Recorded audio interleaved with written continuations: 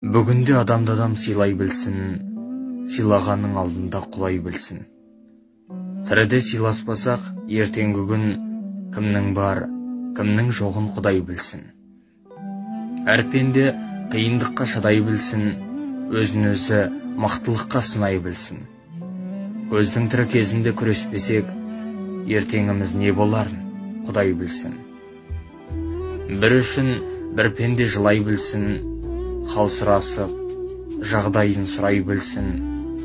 Адамдар дос болмасақ, бұл өмірде кімнің кетіп, кім қаларын Құдай білсін.